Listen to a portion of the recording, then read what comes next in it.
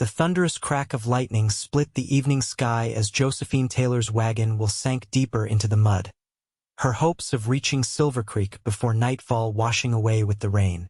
The young woman of 22 summers clutched her sodden shawl tighter around her shoulders, the April deluge of 1875 showing no signs of mercy as she surveyed the broken wheel and the frightened horses that pulled her modest wagon across the Montana territory.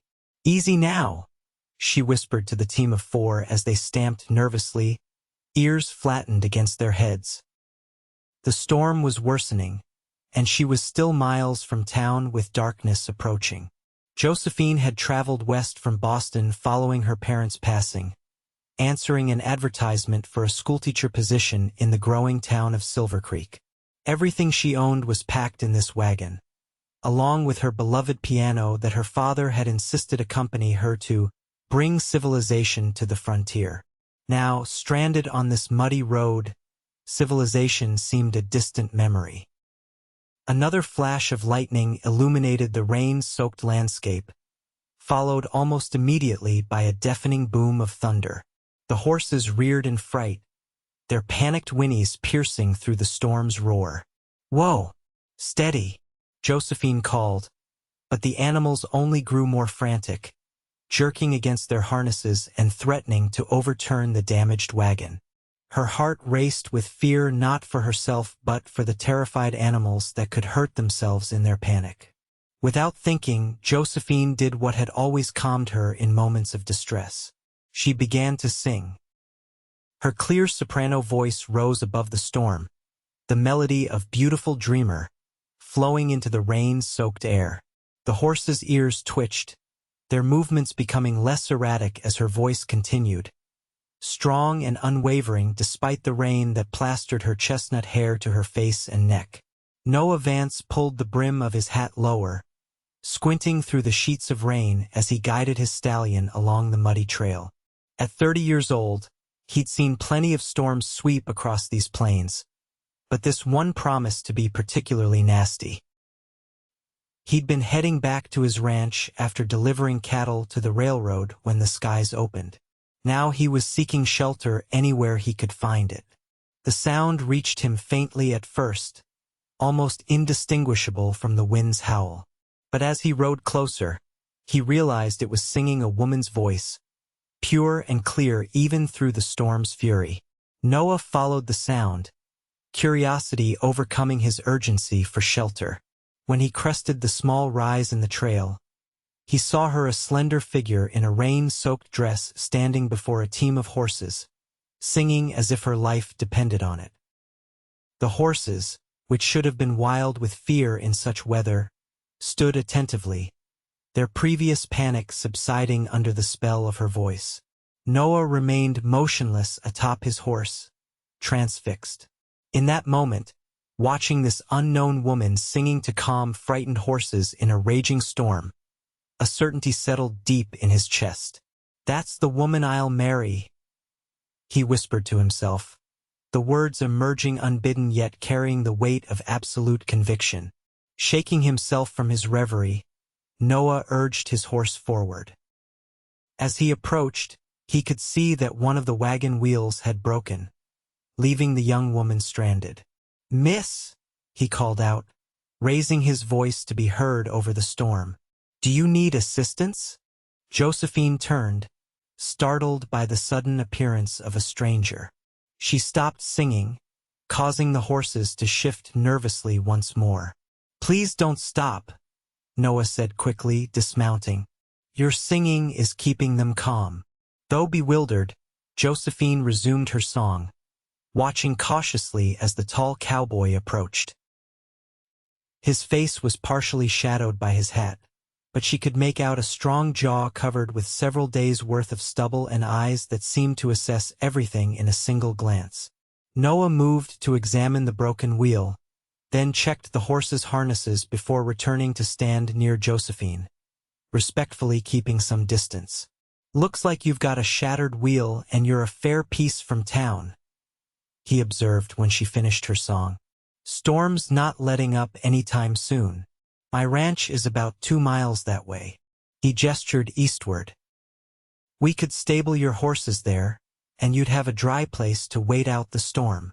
Josephine hesitated, weighing her limited options against accepting help from a stranger. I'm supposed to be in Silvercreek tonight. I'm the new schoolteacher. Noah's eyes widened slightly. The schoolteacher? The town's been waiting for you. Name's Noah Vance. I own the Crooked River Ranch about halfway between here and Silvercreek. Josephine Taylor, she replied, relieved to hear he was a local rancher rather than some drifter. I appreciate the offer, Mr. Vance, but I couldn't possibly impose. Another lightning strike, closer this time, made the decision for them as the horses reared again in terror. Without hesitation, Josephine began another song, this time a gentle lullaby. Noah watched, amazed, as the animals settled once more. Miss Taylor, he said firmly when she paused, I don't mean to be forward, but you can't stay out here. We need to get these horses to shelter, and your wagon won't make it to town with that broken wheel. Recognizing the sense in his words, Josephine nodded reluctantly. What about my belongings? We can cover the wagon with your tarp, secure it as best we can. I'll send my ranch hands back for it tomorrow when the storm's passed. Working together in the pouring rain, they unhitched the team from the wagon. Noah helped Josephine onto his own horse before mounting behind her, taking the reins of her 4 horses as they set off toward his ranch. The ride was uncomfortable and wet, with Josephine acutely aware of the stranger's proximity. Yet there was something reassuring about his presence, a steadiness that matched the rhythm of his horse's gait. As they rode, Noah's mind raced. The new schoolteacher was not what he'd expected. The town council had mentioned hiring someone from back east, but they'd failed to mention her youth, her beauty, or her remarkable voice. Most of all, they hadn't mentioned the curious effect she'd had on him, that instant of recognition that had struck him like lightning when he saw her singing to those frightened animals. After nearly an hour of slow progress through the storm, the silhouette of Crooked River Ranch came into view.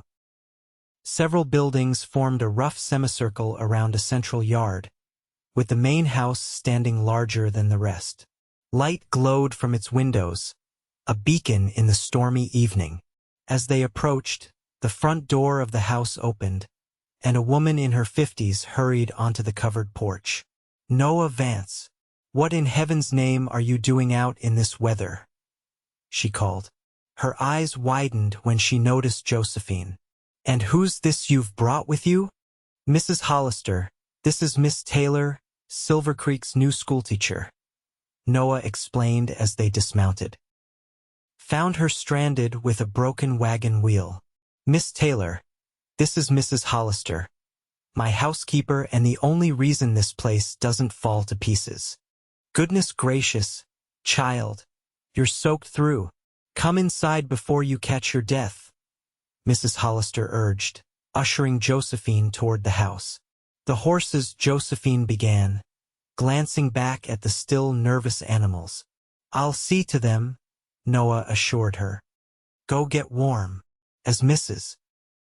Hollister led her inside, Josephine glanced back to see Noah already leading all 5 horses toward the stable. His tall figure steady despite the wind and rain battering against him.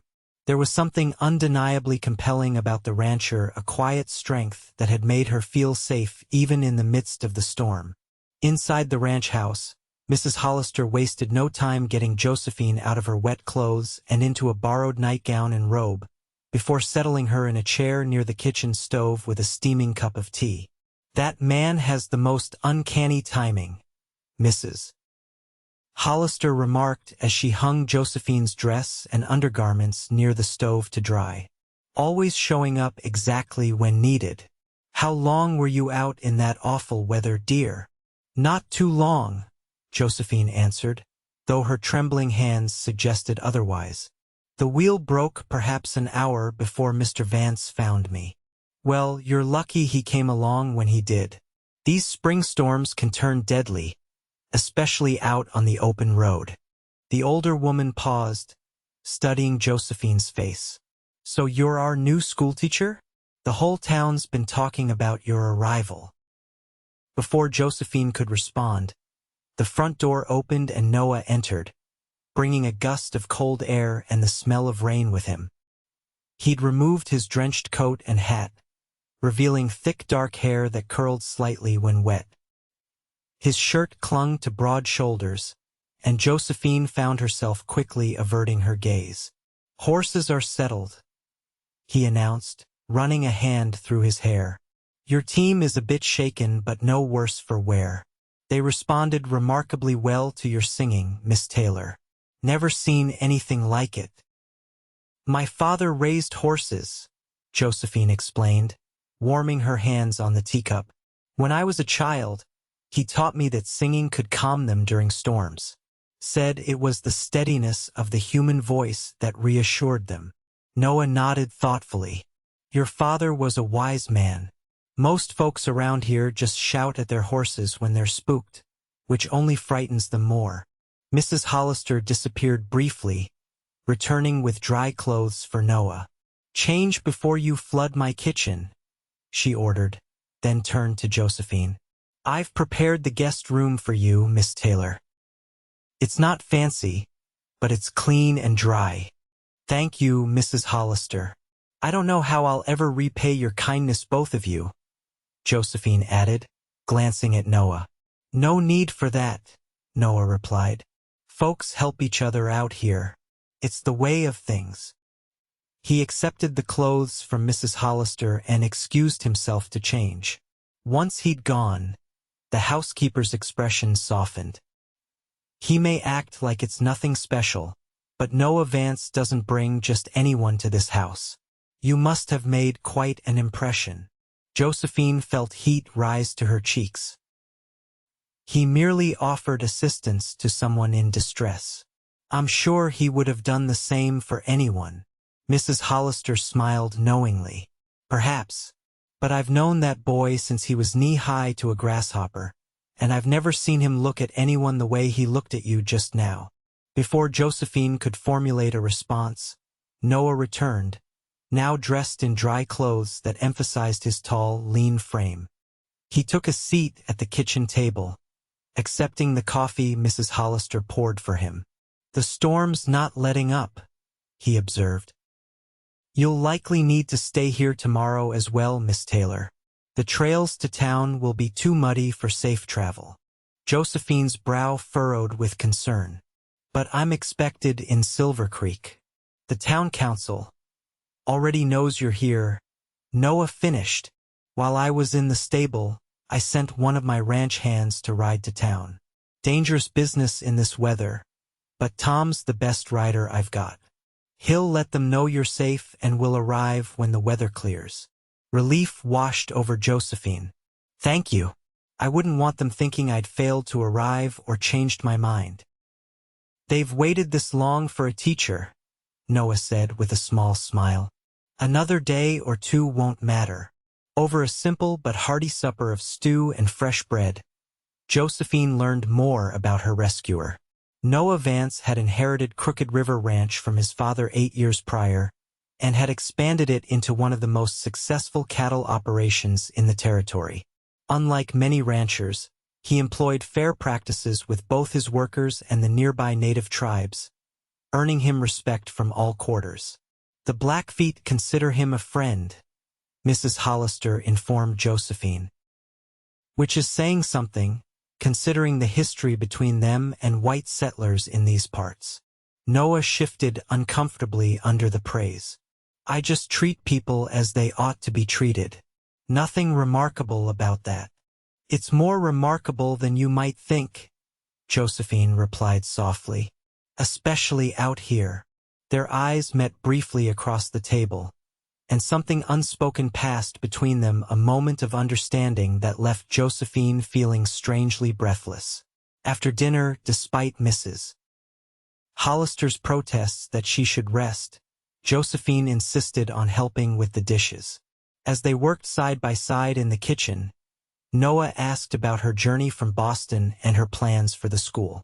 20 children are enrolled so far," Josephine explained, carefully drying a plate. Ages 6 to 16. I understand it's a rather primitive schoolhouse, but I've brought books and supplies to help establish a proper learning environment. Primitive is generous, Noah remarked with a wry smile. It's 4 walls and a roof, with benches the townsmen cobbled together.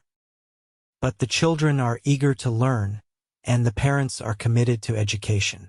That's more than many frontier towns can claim. And what about you, Mr. Vance? Do you have children who will be attending my school?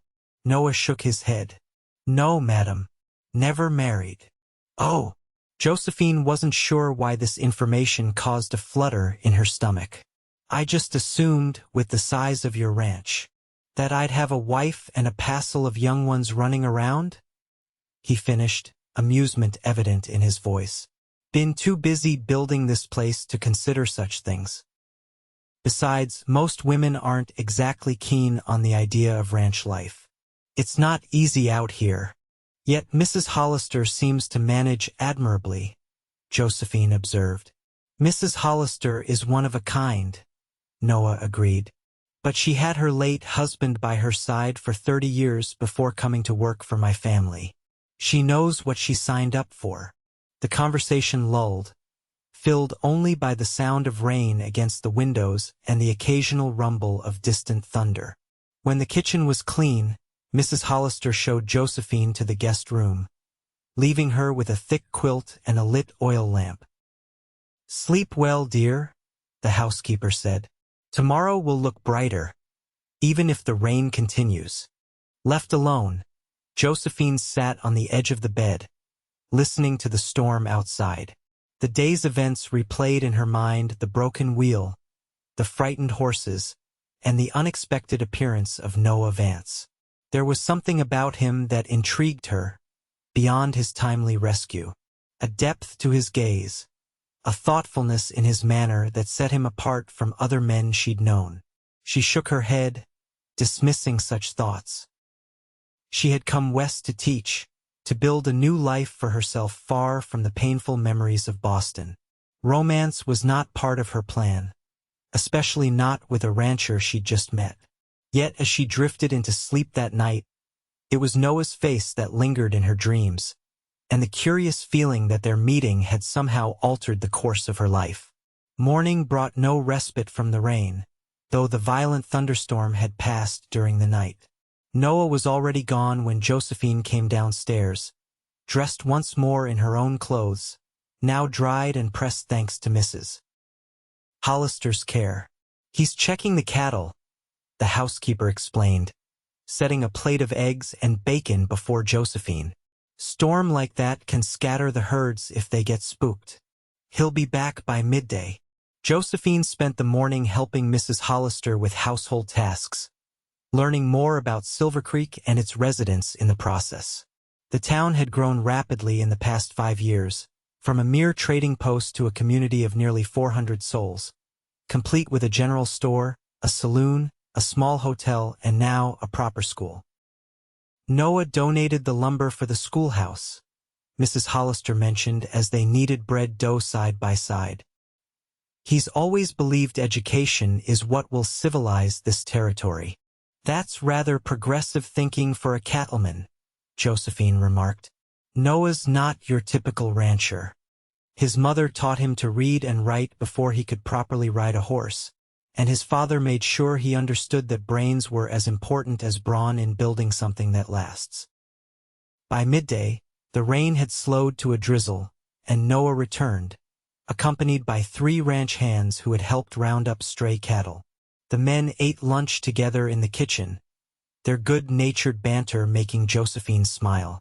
She noticed that Noah treated his workers as equals rather than subordinates, listening to their opinions and sharing the latest news from town.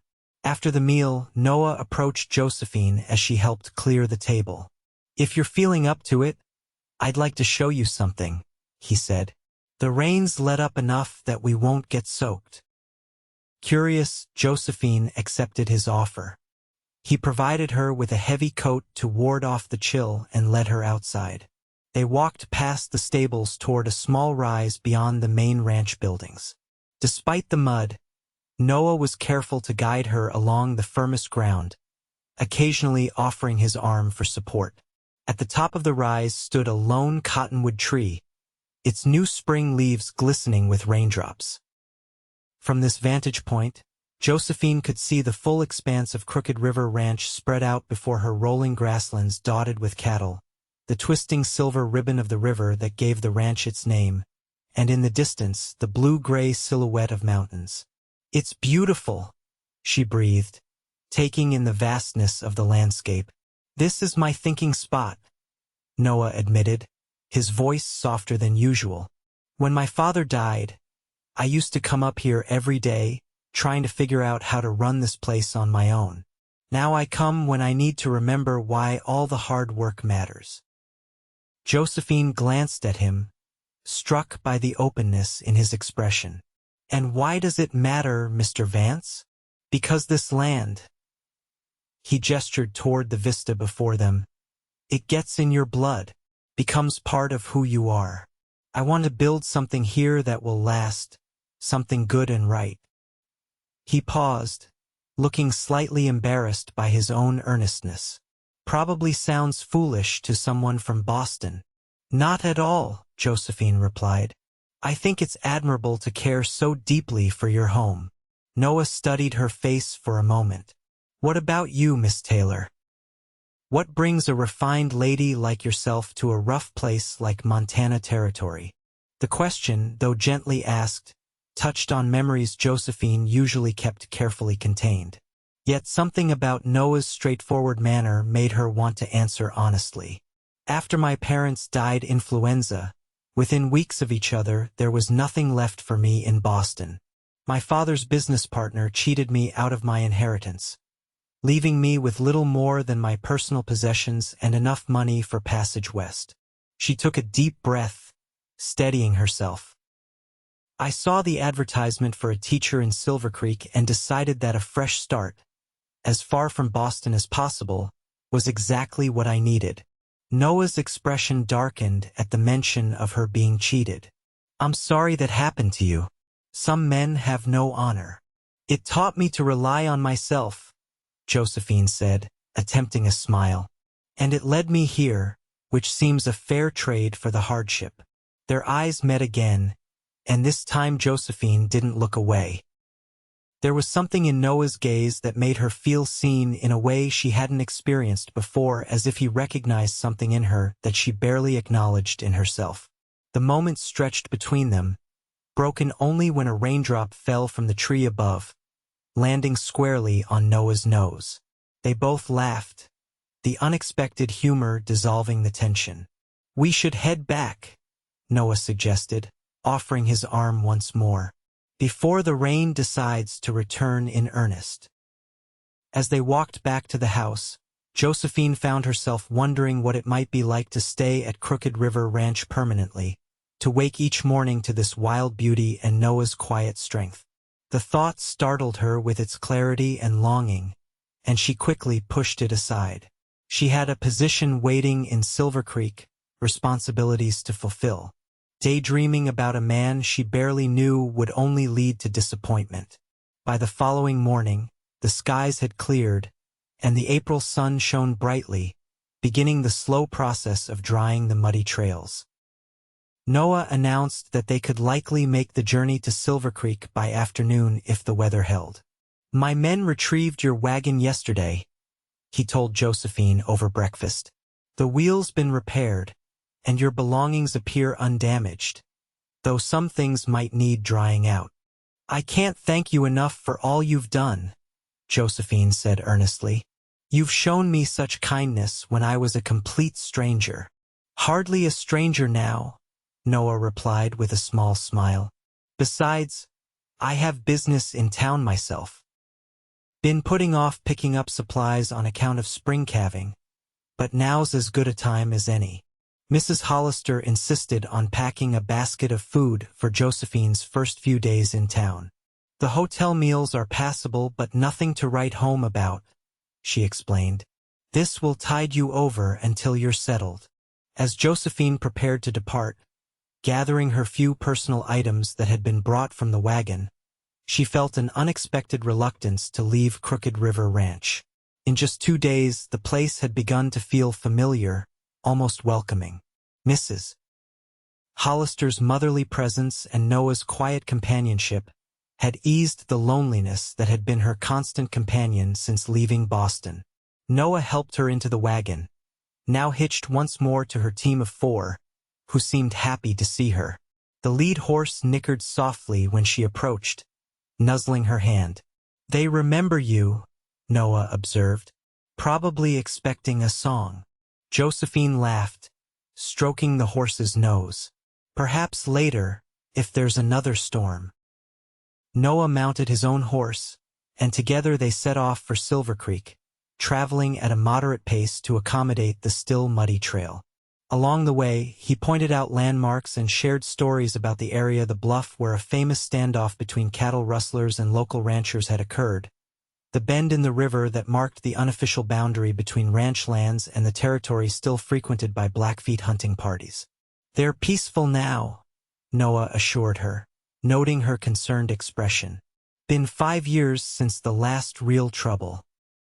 Chief Running Elk and I worked out an understanding.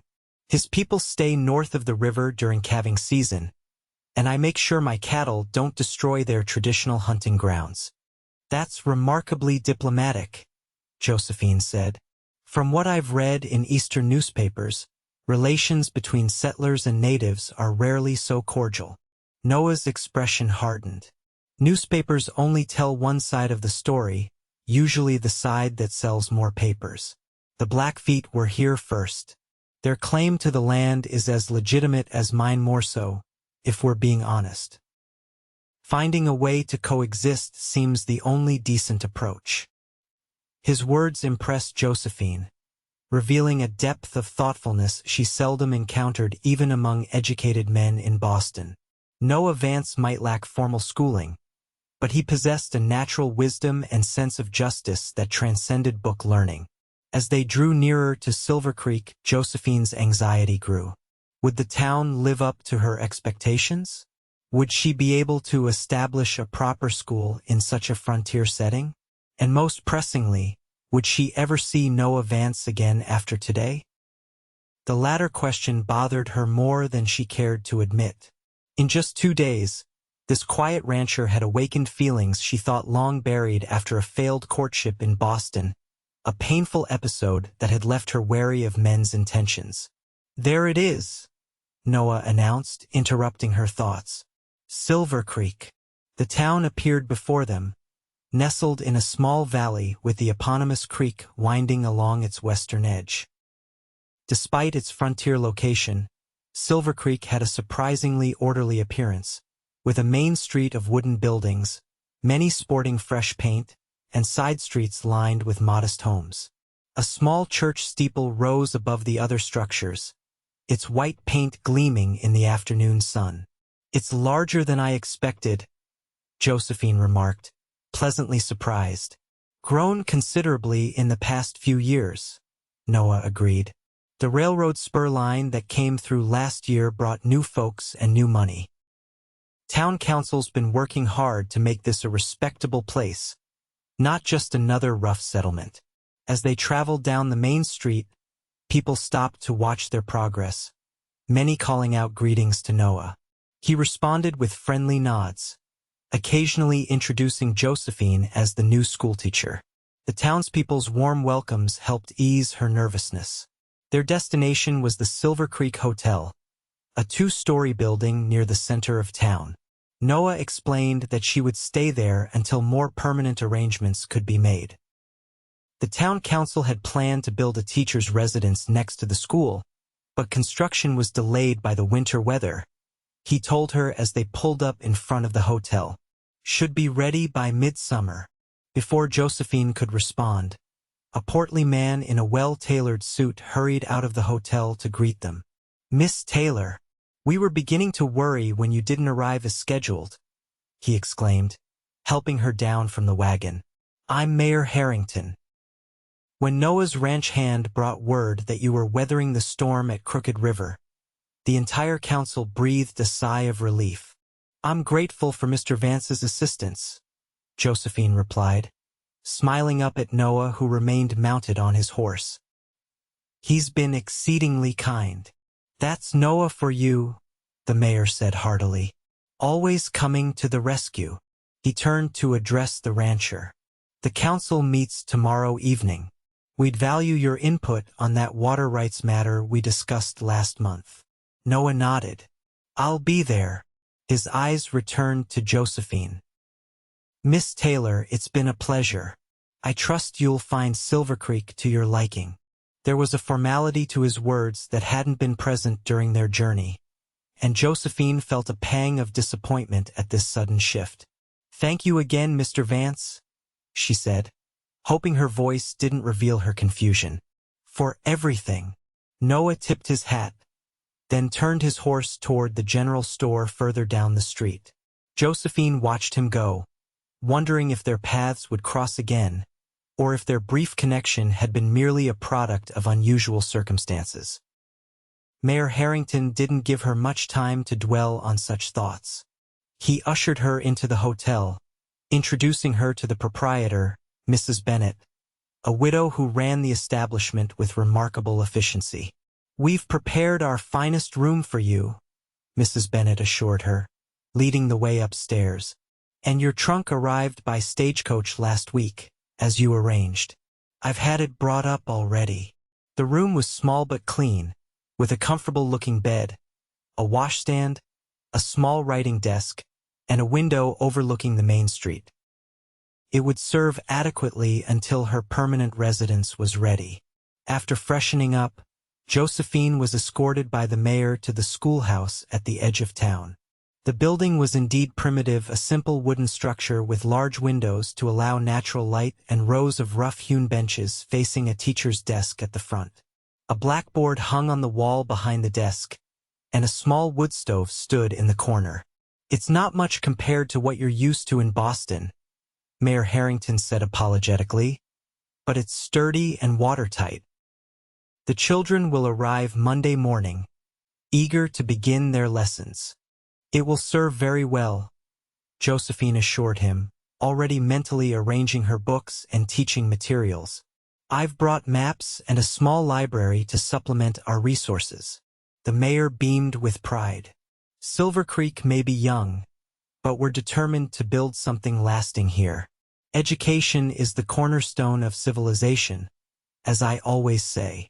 Over the next few days, Josephine busied herself with preparing the schoolhouse and meeting the families of her future students. The townspeople welcomed her warmly, inviting her to supper and introducing her to local customs. She learned about the town's history, its aspirations for growth, and the challenges of frontier life.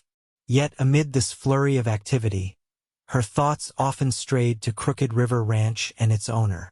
Noah hadn't returned to town since delivering her to the hotel, and she found herself scanning the street for his tall figure whenever she ventured out.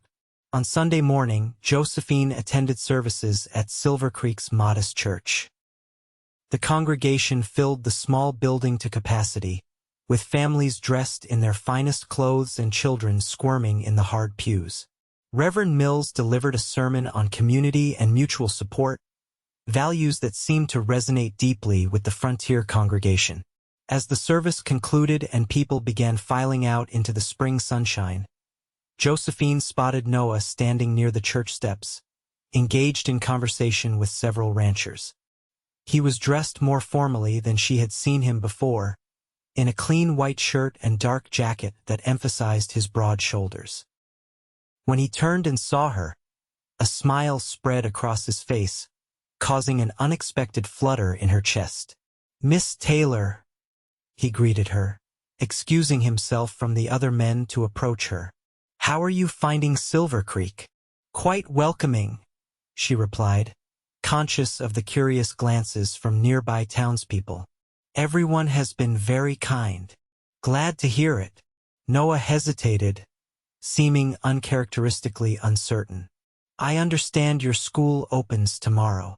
Yes, 22 students now, according to the latest count, Josephine confirmed. I've spent the week preparing lessons and organizing the schoolhouse. 22 is a good start. Noah glanced around at the dispersing congregation, then lowered his voice slightly. I wonder if you might permit me to call on you this evening?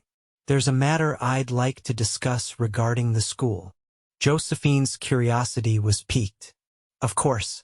I'll be at the hotel after 4 o'clock. Noah nodded, his expression revealing nothing of his intentions. Until then, Miss Taylor. The remainder of the day passed slowly for Josephine, her mind spinning with possibilities about Noah's visit. What school matter could be so important that he needed to discuss it privately? Perhaps he was simply being polite, checking on her welfare as an extension of his earlier assistance. At precisely 4:30, Noah arrived at the hotel, now dressed in his everyday attire of sturdy trousers, cotton shirt, and leather vest. Mrs. Bennett showed him to the small sitting room where Josephine waited, then discreetly withdrew, though not without a knowing smile that suggested she found the situation interesting. Thank you for agreeing to see me, Noah began, remaining standing until Josephine gestured for him to sit in the armchair opposite her. You mentioned something about the school? She prompted when he didn't immediately continue. Noah nodded, his hat resting on his knee. Yes, I've been thinking about your piano. My piano? Josephine repeated, surprised. It's still in your wagon at my ranch, he explained. I didn't bring it with your other belongings because it requires careful handling, especially after being exposed to the rain. But I've had my carpenter look it over, and he believes it's undamaged. That's a relief, Josephine said. But what does this have to do with the school? Noah leaned forward slightly. I'd like to donate it to the school, that is, if you're agreeable. Music education seems a valuable addition to what you're offering the children here. Josephine was momentarily speechless. The piano had been her most treasured possession, a final gift from her father. Yet the idea of sharing it with her students, of bringing music into their lives, held undeniable appeal. That's very generous, she finally managed. But the piano is quite valuable. I couldn't accept such a donation without compensating you in some way. Noah shook his head firmly. It's already yours. I'm merely suggesting a location for it. The schoolhouse would benefit from having a piano, and I suspect you'd enjoy teaching the children music as well as letters. His thoughtfulness touched her deeply. You remembered that I sang to calm the horses. I'm not likely to forget it, Noah replied softly, his eyes meeting hers with an intensity that made her breath catch. It was remarkable. The air between them seemed to thicken with unspoken words. Josephine found herself wanting to ask what else he remembered about that stormy night, what else he might have thought about her singing in the rain. Instead, she said, I would be honored to have the piano in the schoolhouse. The children would benefit enormously from exposure to music. Noah's expression brightened. Excellent. I'll have it delivered tomorrow while school is in session. A surprise for the children. They'll be thrilled, Josephine assured him, wondering if he realized how much his gesture meant to her personally. The piano represented her last connection to her former life, yet placing it in the schoolhouse felt right, a bridge between her past and her future in Silvercreek. As Noah prepared to leave, he hesitated at the sitting room door. There's one more thing, Miss Taylor. Yes. The Spring Festival is this Saturday. It's a tradition in Silvercreek: food, music, dancing. I wondered if you might consider attending. With me. The invitation caught Josephine by surprise. Was Noah Vance courting her? The thought sent a rush of warmth through her body, followed immediately by caution. She barely knew him, and her experience with men had taught her to be wary of hasty emotional entanglements. Yet there was something so genuine in his manner, so unlike the calculated charm of her former suitor in Boston, that she found herself nodding before she could overthink the decision. I'd like that very much, Mr. Vance. A smile spread across his face, transforming his usually serious expression. Noah, please. If we're to attend the festival together, I think we can dispense with formalities. Then you must call me Josephine, she replied, returning his smile. Josephine, he repeated, as if testing the name. I'll collect you at noon on Saturday. After he left, Josephine remained in the sitting room, contemplating this unexpected turn of events. Noah Vance was unlike any man she had known, straightforward yet thoughtful, strong yet gentle. His interest in her seemed genuine, but she reminded herself to proceed with caution. Her purpose in coming to Silvercreek was to teach, to build a new life independent of anyone else's support or protection. Yet as she prepared for her first day of teaching, laying out books and writing her name on the blackboard, she couldn't help but look forward to Saturday with an anticipation that had nothing to do with her professional ambitions. Monday morning dawned bright and clear, a perfect day for the opening of Silvercreek School. Josephine arrived early, arranging the classroom and reviewing her lessons one final time.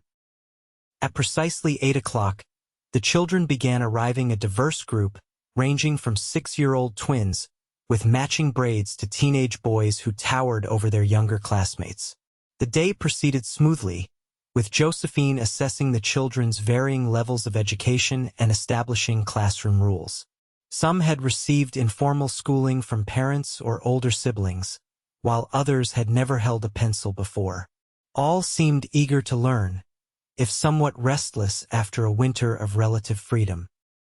Shortly after noon, as the children ate their packed lunches in the schoolyard, Josephine heard the sound of wagons approaching. She stepped outside to find Noah directing 4 men who were carefully unloading her piano from a flatbed wagon. Right on time, he called to her with a grin. Where would you like it placed? The children gathered around, watching wide-eyed as the men maneuvered the instrument into the schoolhouse. Josephine directed them to position it against the wall near her desk, where it wouldn't obstruct the children's view of the blackboard, but would be accessible for lessons. Once the piano was securely in place, Noah dismissed his men, who returned to their wagon but remained nearby, clearly curious about what would happen next. Would you play something for us, Miss Taylor? Asked Sarah Jenkins, a bright-eyed 10-year-old who had already demonstrated a love of learning. Josephine glanced at Noah, who nodded encouragingly.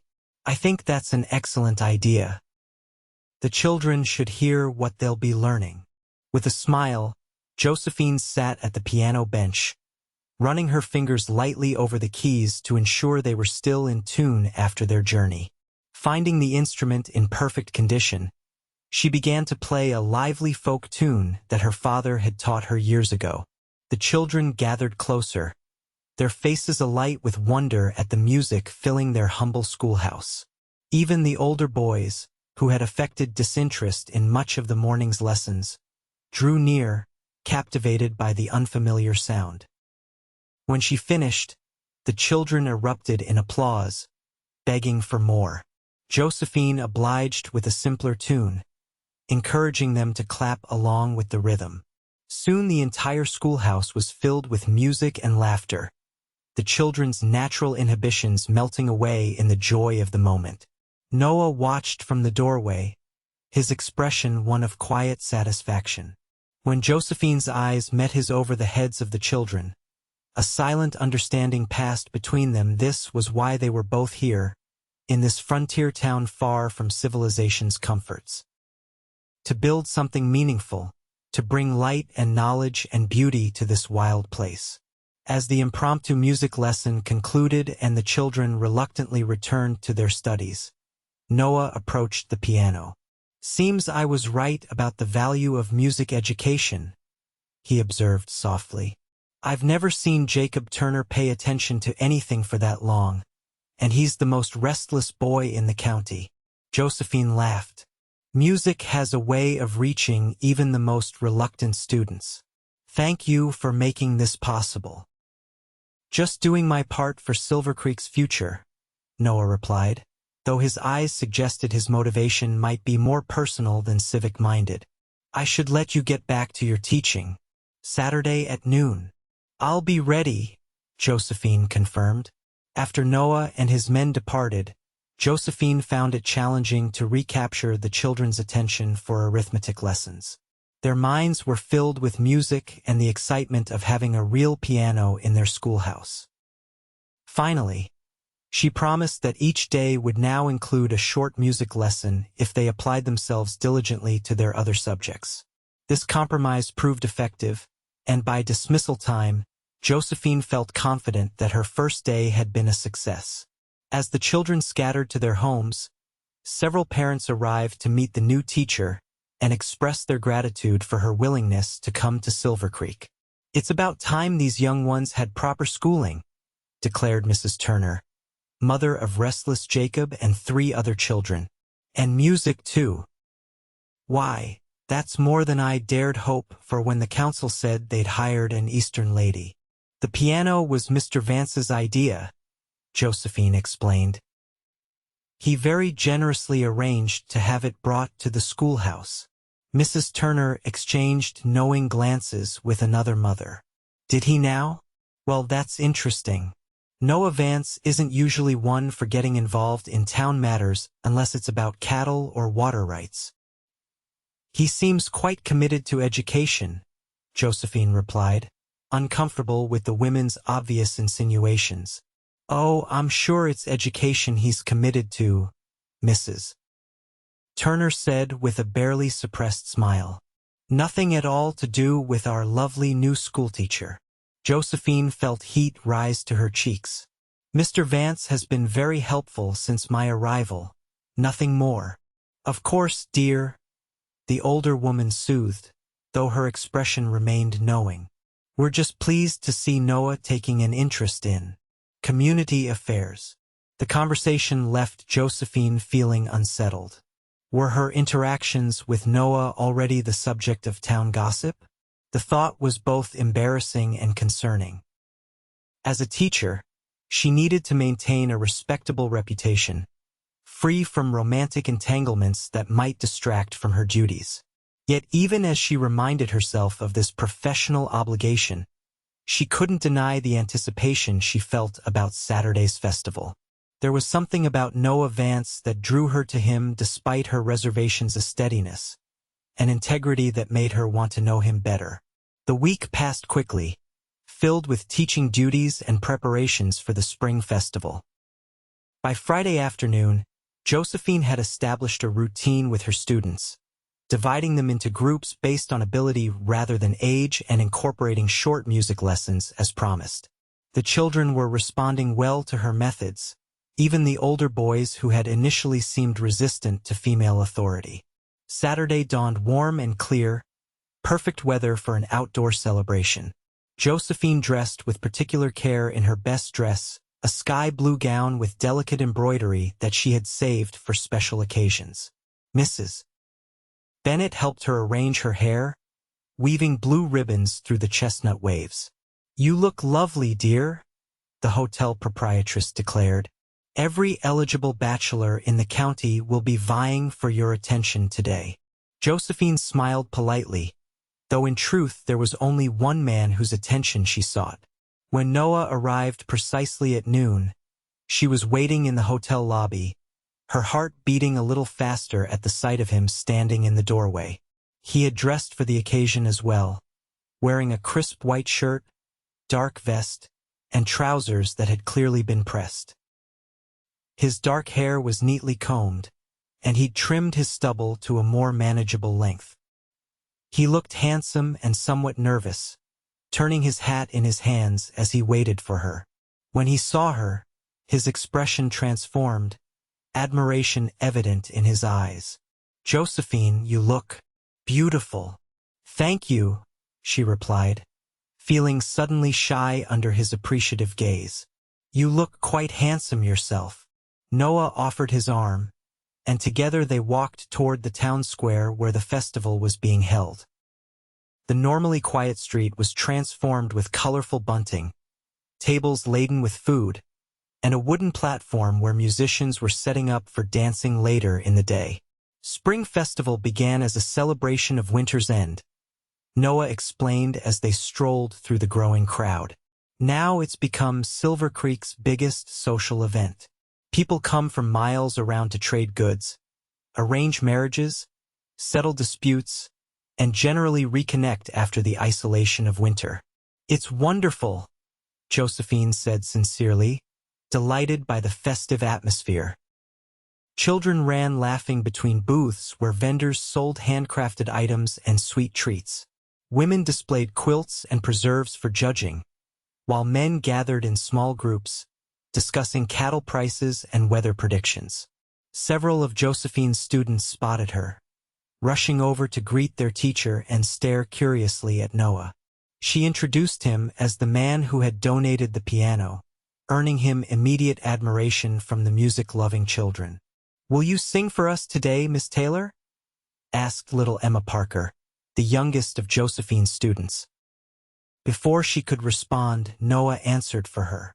"Miss Taylor will definitely be singing later. In fact, I've arranged a special surprise that will showcase her talent." Josephine looked at him questioningly, but he merely smiled, steering her toward the food tables where a community feast was being laid out.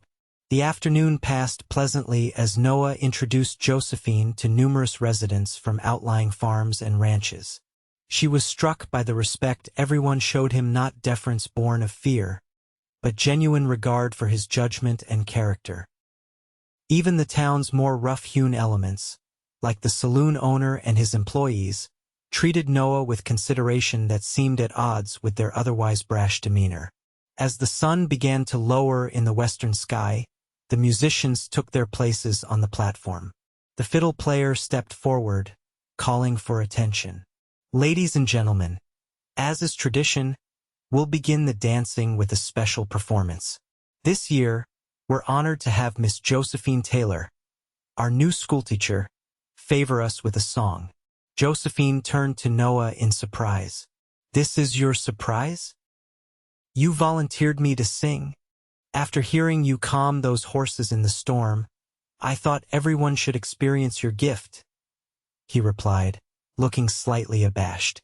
"But only if you're willing." She should have been annoyed at his presumption, but his evident admiration and the expectant faces of her students in the crowd made refusal impossible. "Very well," she agreed, "but you'll owe me a dance afterward." Noah's face lit with a smile. "Gladly." The crowd parted as Josephine made her way to the platform. The fiddle player asked what she would sing, and after a moment's consideration, she chose Barbara Allen, a ballad her mother had taught her years ago. Standing before the gathered townspeople, Josephine took a deep breath and began to sing. Her clear soprano voice carried across the square, the mournful tune silencing even the most restless children. She sang of love and loss, of regret and remembrance, infusing the ancient ballad with genuine emotion.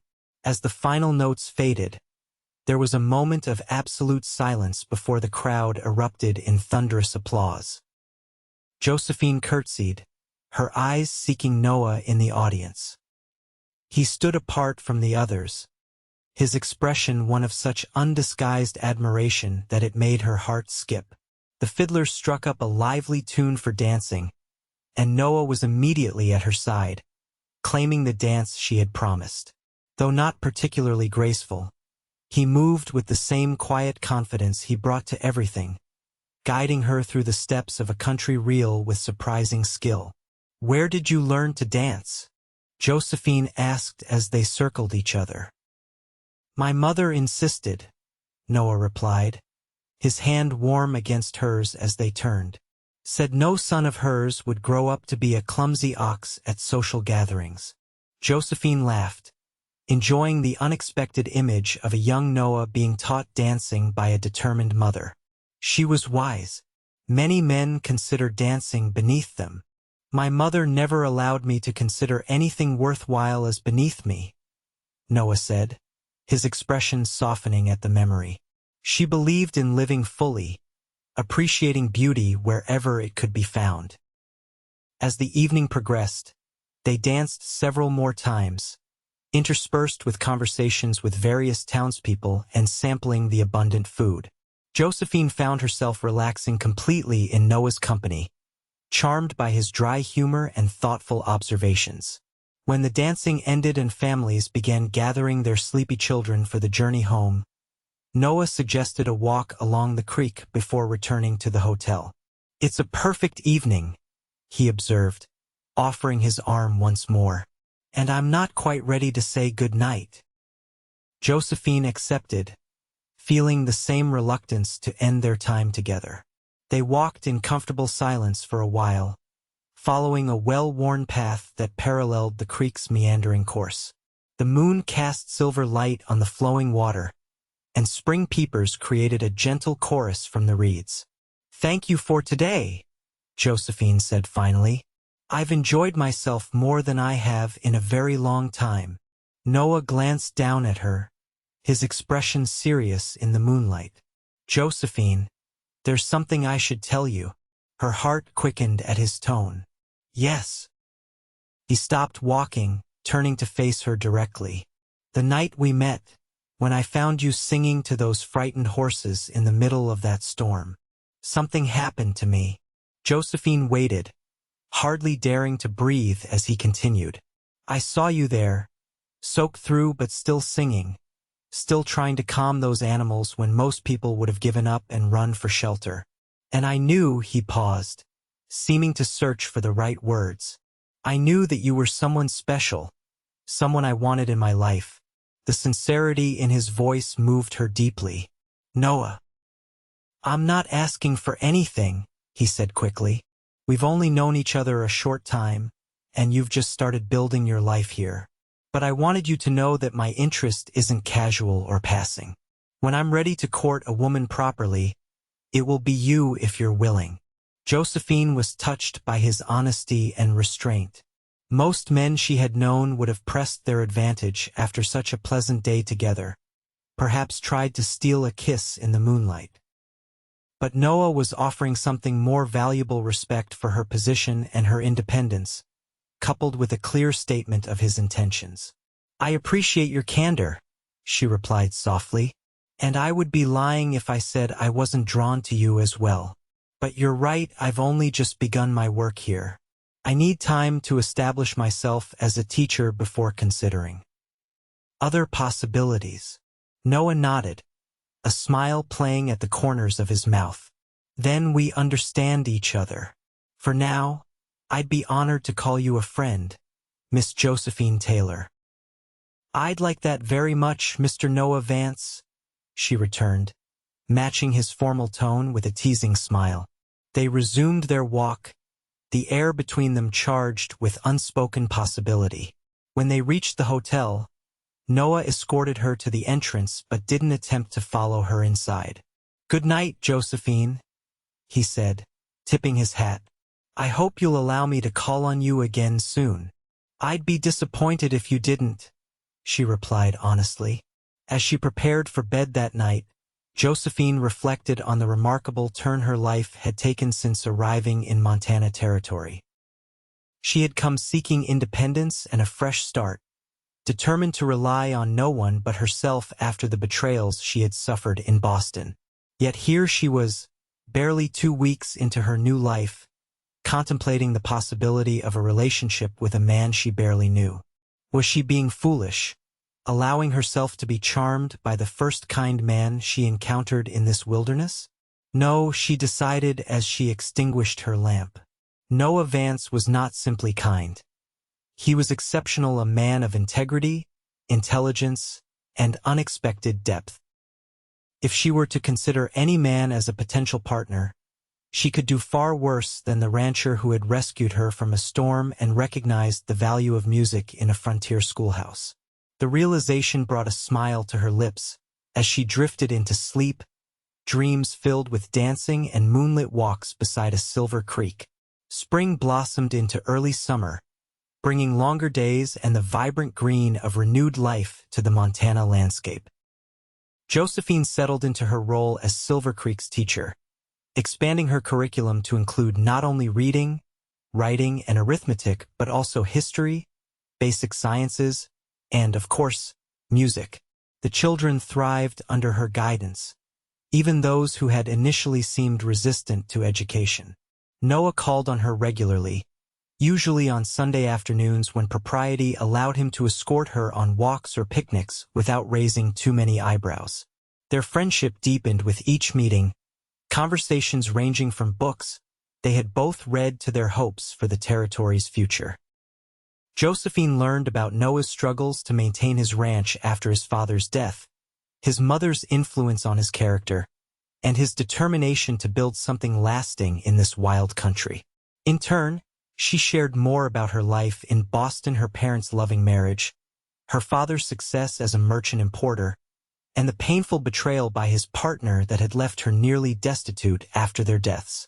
"He offered marriage as a solution to my financial troubles," Josephine explained during one Sunday walk along the creek. "Said it was the only way to keep my father's business intact. But when I refused, something about him always seemed insincere. He revealed his true character. Within weeks, he had manipulated records and convinced creditors that my father had left significant debts. By the time I understood what was happening, there was nothing left but the house and a small amount of money my mother had kept separate from the business." Noah's expression darkened with anger on her behalf.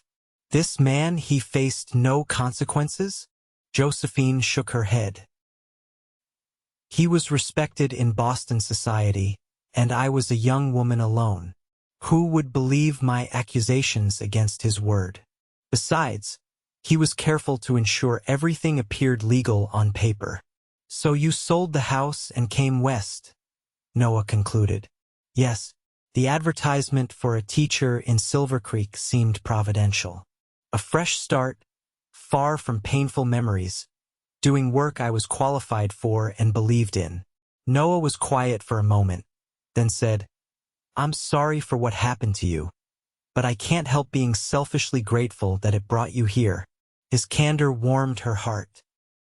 Over these weeks of careful courtship, for that was what it had become, though neither had officially named it as such, Josephine had come to treasure Noah's straightforward nature.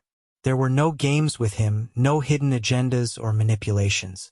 As summer progressed, Josephine's teaching duties eased somewhat with the advent of haying season, when many of her older students were needed to help with the harvest. She used the reduced schedule to plan improvements for the fall term and assist with the construction of her small residence next to the schoolhouse. Noah visited the building site often, offering suggestions to the carpenters and personally overseeing the installation of shelves for Josephine's books. His attention to detail touched her deeply, especially when she discovered he had arranged for a small garden to be planted behind the house.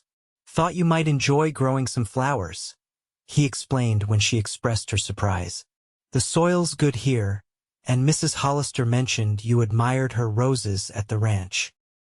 It was these thoughtful gestures, more than grand declarations or expensive gifts, that gradually wore down Josephine's carefully constructed defenses. By midsummer, she found herself looking forward to Noah's visits with increasing anticipation, her heart lifting at the sight of his tall figure approaching the hotel or schoolhouse. The townsfolk noticed the developing relationship, of course. Silvercreek might be growing, but it was still small enough that little escaped public notice. Mrs. Bennett and Mrs. Turner exchanged knowing glances whenever Noah called for Josephine, and several mothers made pointed remarks about what a fine match they would make. For his part, Noah seemed unconcerned by the gossip, though he was careful to conduct their courtship with proper respect for Josephine's position.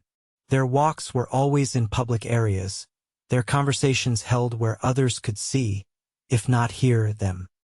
He never presumed liberties that might compromise her reputation as the town's teacher. In late July, with the worst heat of summer upon them, Noah invited Josephine to a gathering at Crooked River Ranch. Several neighboring ranchers and their families would be attending a barbecue to celebrate the successful hay harvest. "It would be entirely proper," he assured her when she hesitated. "Mrs. Hollister will be there as hostess, and the Turners have already accepted my invitation. Their children can vouch for your continued respectability on Monday. Josephine laughed at his teasing tone. Very well, though I'm more concerned about the heat than my reputation. These Eastern clothes aren't well suited to Montana summers. Speaking of which, Noah said, reaching into his pocket. I have something for you. He withdrew a small package wrapped in brown paper and tied with string. Josephine accepted it curiously, untying the string to reveal a delicate silk fan painted with wildflowers. Noah, it's beautiful, she breathed, opening the fan to admire the artistry. Where did you find such a thing in Silvercreek? Ordered it from Denver, he admitted. Thought it might help with the heat, and it reminded me of you, practical but beautiful. The compliment brought color to her cheeks as she tested the fan, grateful for the immediate relief it provided. Thank you. It's a perfect gift. The gathering at Crooked River Ranch proved to be more enjoyable than Josephine had anticipated. Mrs. Hollister welcomed her warmly, as did many of the ranch hands who remembered her from her brief stay during the spring storm. The other ranchers and their families were equally hospitable, though Josephine noted with amusement that several unmarried daughters regarded her with barely concealed assessment. You've caused quite a stir, Mrs. Hollister informed her as they prepared platters of food in the kitchen. Noah's considered quite a catch, you know, the most prosperous rancher in the county, and still unmarried at 30. Some of these girls have had their caps set for him for years. Josephine felt a twinge of discomfort. We're merely friends. He's been kind enough to help me adjust to life here. Mrs. Hollister raised an eyebrow. Is that what they're calling it these days? Well, friendship or not, I haven't seen that boy smile so much since his mother was alive. Whatever you're doing, keep it up. The older woman's approval was oddly reassuring. If Noah's trusted housekeeper who had known him since childhood saw their relationship as positive, perhaps Josephine was right to allow her feelings to develop despite her initial reservations.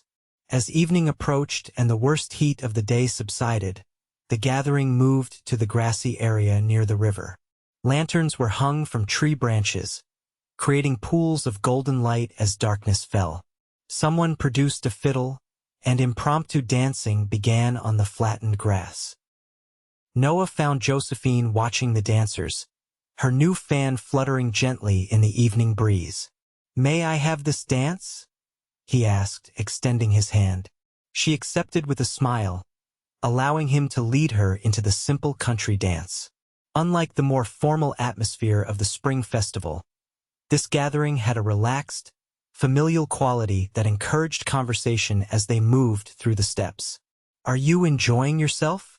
Noah asked, his hand warm against hers as they turned. Very much, Josephine replied truthfully. Your neighbors are lovely people. They're curious about you, he admitted with a slight smile.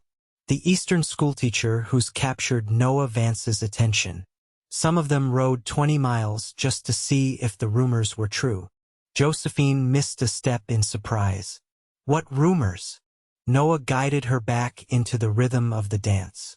That I've been seen walking out with the prettiest woman in 3 counties, and smiling more than anyone thought possible. His frank admission left Josephine momentarily speechless. They had been careful not to define their relationship too explicitly, both aware of the constraints her position placed upon them and the relatively short time they had known each other. Noah, she began, uncertain how to respond to this new openness. Don't worry, he said gently. I'm not expecting anything you're not ready to give. I just wanted you to understand why everyone's watching us so closely. It's not often I show interest in any woman, let alone court one properly. Court. The word hung between them, finally giving name to what had been developing over these summer months. Josephine felt a rush of warmth that had nothing to do with the July evening. Is that what you're doing? Courting me properly?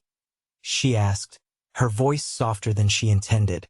Noah's eyes held hers, serious despite the playful music surrounding them. I believe I am, Miss Taylor. With your permission, of course. The dance ended before she could respond, other couples breaking apart to applaud the musicians. Noah led Josephine away from the impromptu dance floor, toward the cottonwood tree where they had stood together months ago, looking out over the ranch. In the silver moonlight, with the sounds of music and laughter floating from the gathering, he turned to face her directly. Josephine, I've respected your need to establish yourself here before considering a serious attachment. But my feelings haven't changed since the night we met, if anything. They've only grown stronger as I've come to know you better. He took her hand gently in his. I find myself thinking of you throughout my days, wondering what you'd say about a new calf, or how you'd appreciate the wildflowers blooming on the North Ridge. I want to share those things with you, not just on Sunday afternoons, but every day.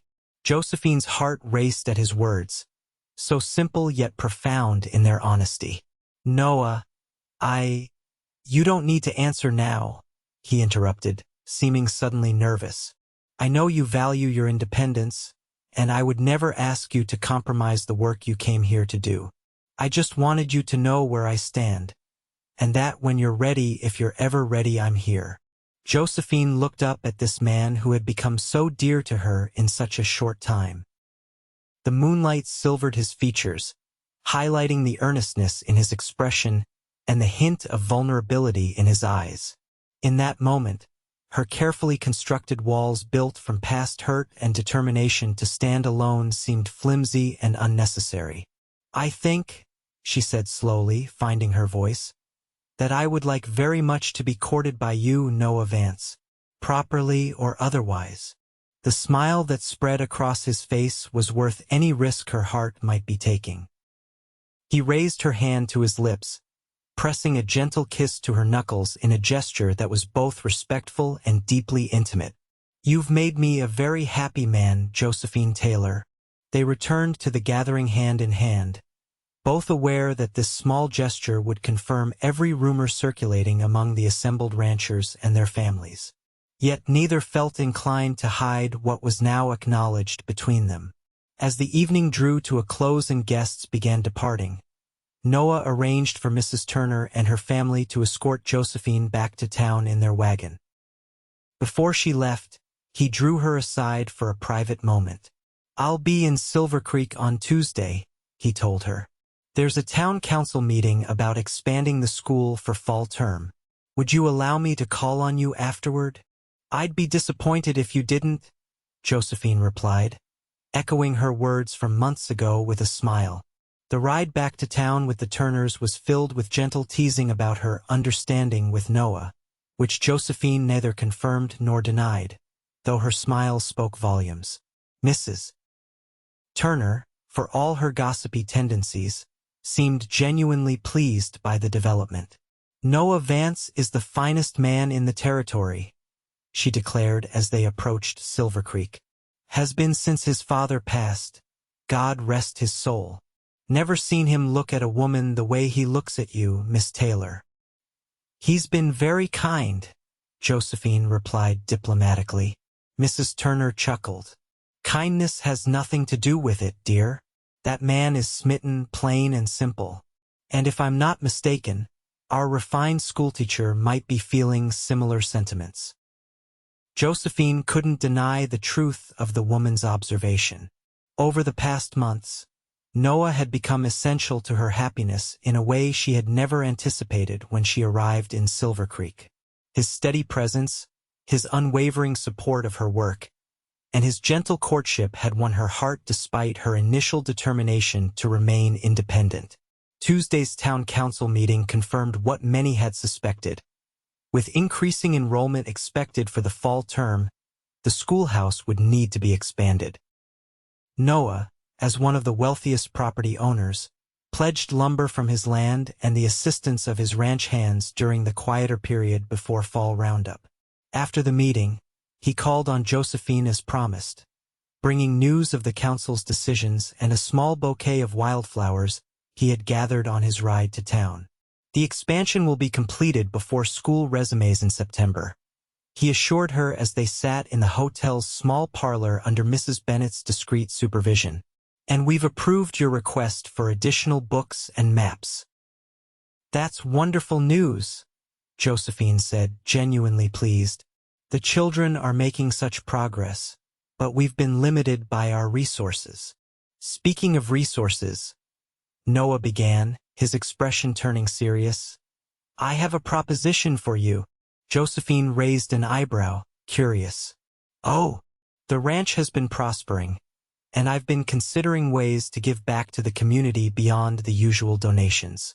I'd like to establish a scholarship fund for promising students, those who might benefit from further education beyond what Silvercreek can offer." The idea immediately captured Josephine's imagination. "Noah, that's a marvelous thought. So many of these children have potential that will never be realized without access to higher education." "Exactly," he agreed, clearly pleased by her enthusiasm. "I thought perhaps you could help me establish the criteria and administer the selection process, given your understanding of the students' abilities." "I'd be honored," Josephine replied, touched by his thoughtfulness not only toward her but toward the community's future. This was the Noah she had come to admire, always looking beyond immediate concerns to the long-term welfare of the place and people he loved.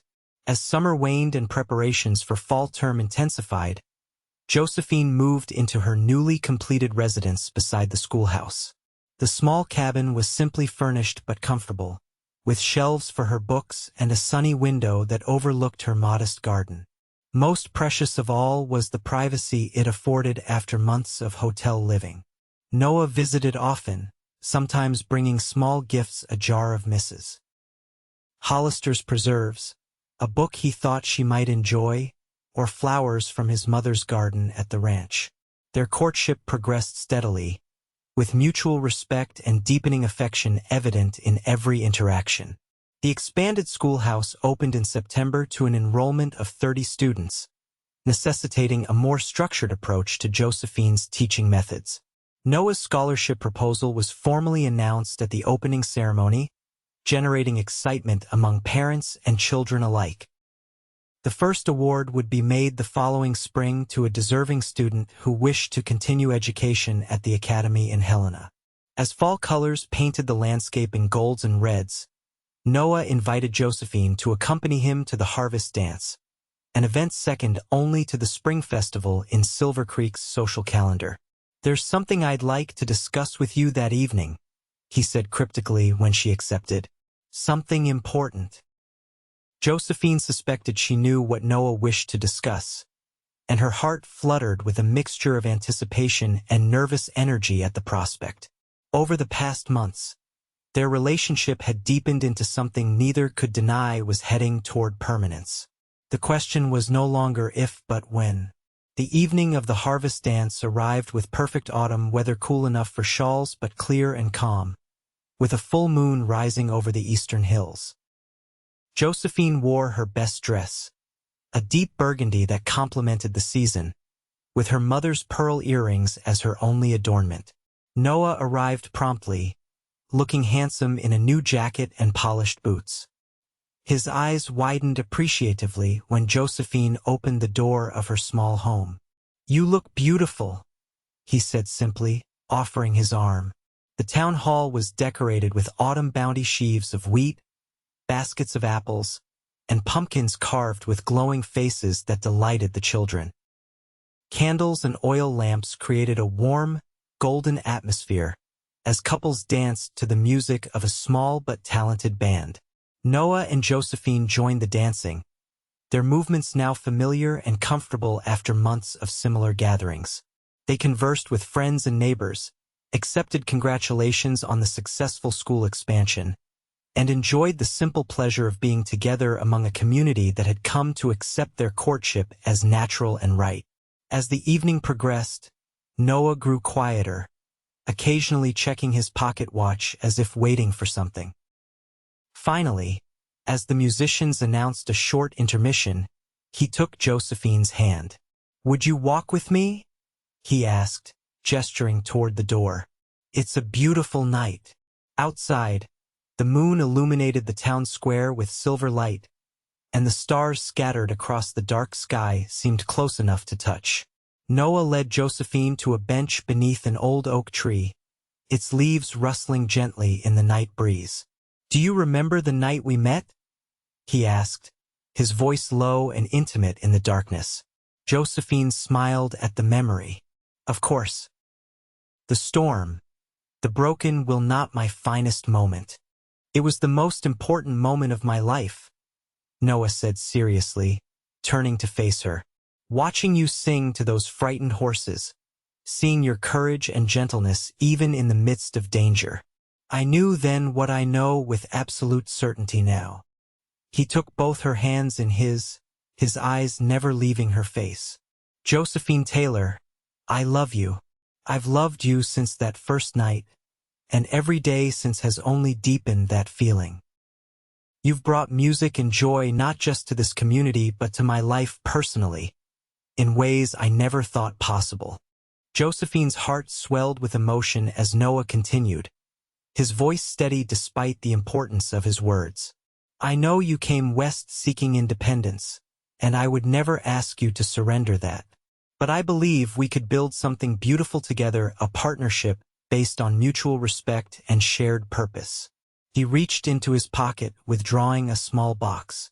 "Josephine, would you do me the honor of becoming my wife?" He opened the box to reveal a ring not ostentatious but elegantly crafted, with a small diamond flanked by 2 sapphires that caught the moonlight. "It was my mother's," Noah explained. "My father gave it to her when they decided to journey west together, to build a new life in this wilderness. I can't think of anyone who would honor her memory more than you." Tears welled in Josephine's eyes, not from hesitation but from overwhelming joy. The man before her had proven himself in countless ways over the months they had known each other: his integrity, his kindness, his support of her work and dreams. He was offering not dominance but partnership, not restriction but a broader life than she could build alone. "Yes," she whispered, finding her voice. "Yes, Noah Vance, I will marry you." His smile could have outshone the moon as he slipped the ring onto her finger, then raised her hand to his lips. "You've made me the happiest man in Montana territory." In that moment, with the music from the dance floating on the night air and the stars witnessing their pledge, Josephine knew she had found home not in a place but in a person. The long journey from Boston, the hardships and uncertainties, had led her to this man who had seen her strength and her vulnerability and cherished both equally. Noah drew her gently into his arms, and their first kiss was everything Josephine had imagined, tender yet passionate, a promise of the life they would build together. When they finally parted, both were smiling, their futures stretching before them as bright and clear as the moonlit night. "We should return to the dance," Josephine said eventually, though she made no move to leave the sanctuary of Noah's embrace. "They'll be wondering where we've gone." Noah chuckled, the sound rumbling pleasantly against her cheek. "They know exactly where we've gone and what's happened, probably taking bets on whether you said yes." "As if there was any doubt," Josephine replied, looking up at him with a teasing smile. They walked back to the town hall hand in hand, Josephine's ring catching the light as they entered. A hush fell over the gathering, followed by spontaneous applause when Noah nodded confirmation of the unasked question in everyone's eyes. Congratulations surrounded them from all sides, sincere good wishes from those who had watched their courtship unfold and now celebrated its culmination. Mrs. Turner was among the first to embrace Josephine, whispering, "Didn't I tell you he was smitten? Best match in the territory, mark my words."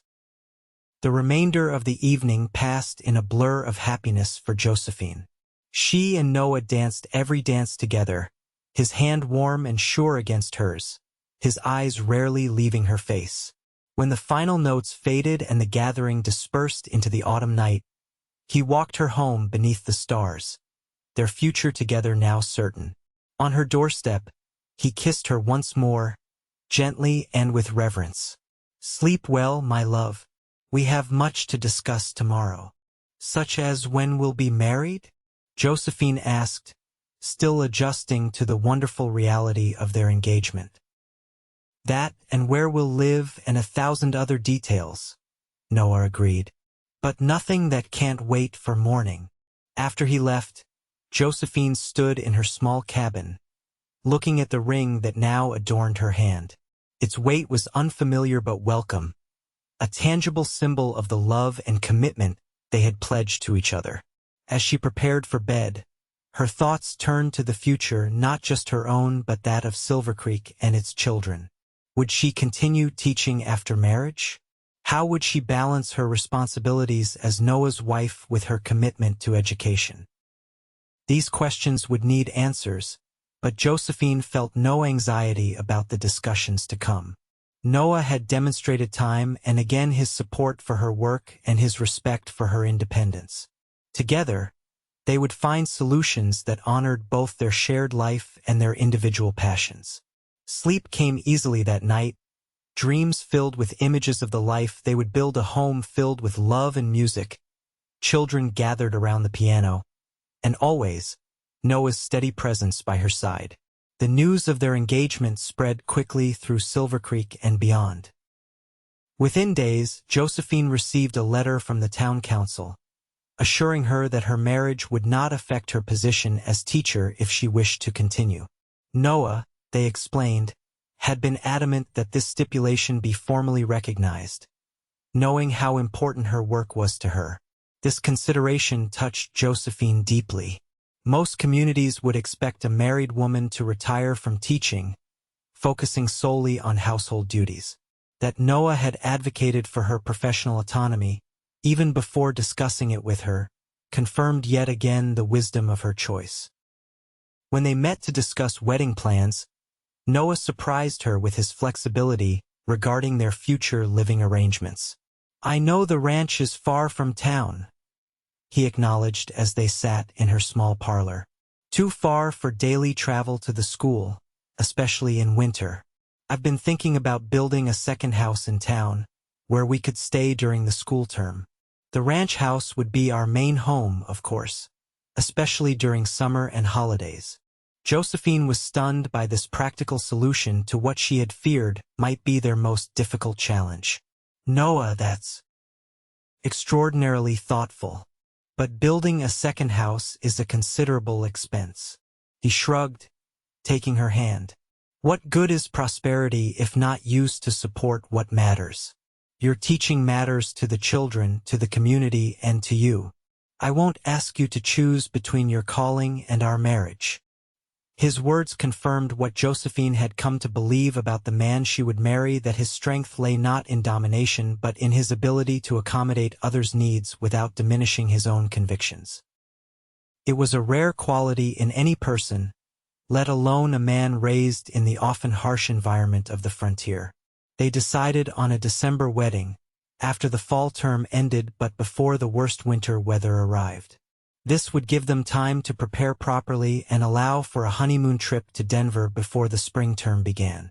Noah's proposed townhouse would be built during the summer months, ready for occupancy by the following fall.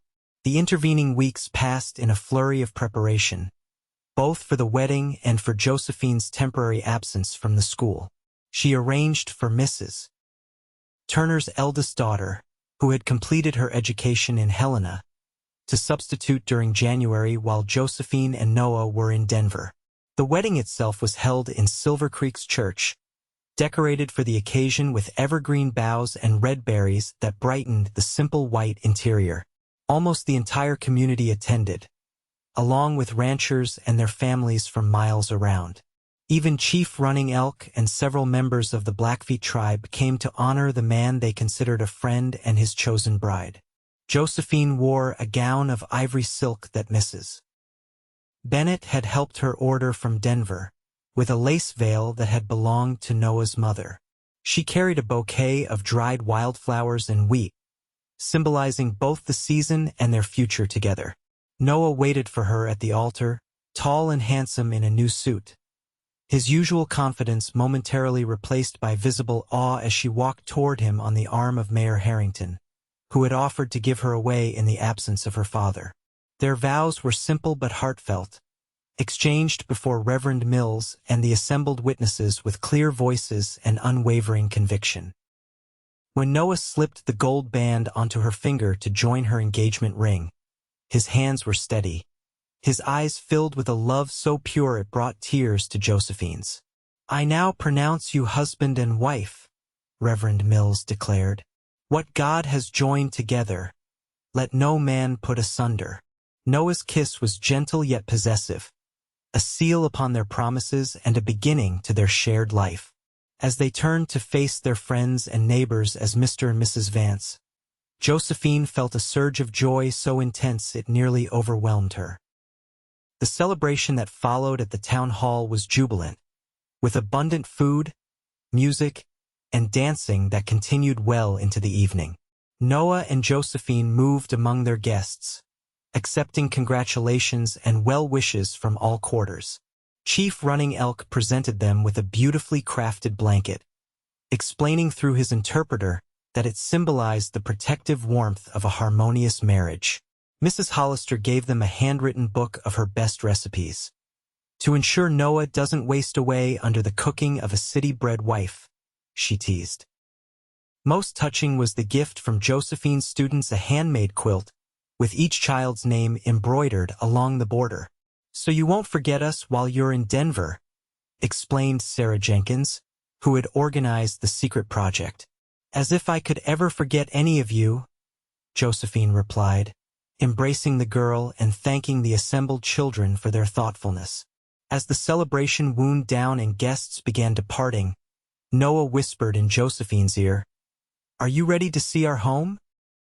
Though they had decided to live primarily at the ranch, with Noah's townhouse to be built the following summer, Josephine had not yet seen the ranch house as a bride. She nodded, excitement fluttering in her stomach at the thought of beginning their married life together. They left the celebration amid cheers and good-natured jests, climbing into Noah's wagon for the journey to Crooked River Ranch. The December night was clear and cold, stars brilliant against the black velvet sky.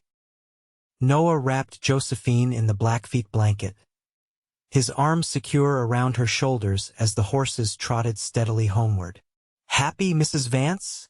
he asked, the new name still strange and wonderful on his lips. "More than I ever thought possible," Josephine replied truthfully, nestling against his side, "though I confess to some nervousness as well." Noah understood her meaning without further explanation. "We have all the time in the world, Josephine. Nothing needs to happen that you're not ready for." His consideration eased her anxiety. Though she had received the usual maternal advice about wifely duties from Mrs. Turner and Mrs. Bennett, the intimacy of marriage remained mysterious territory. That Noah recognized her apprehension and sought to reassure her rather than assert his rights spoke volumes about the kind of husband he would be.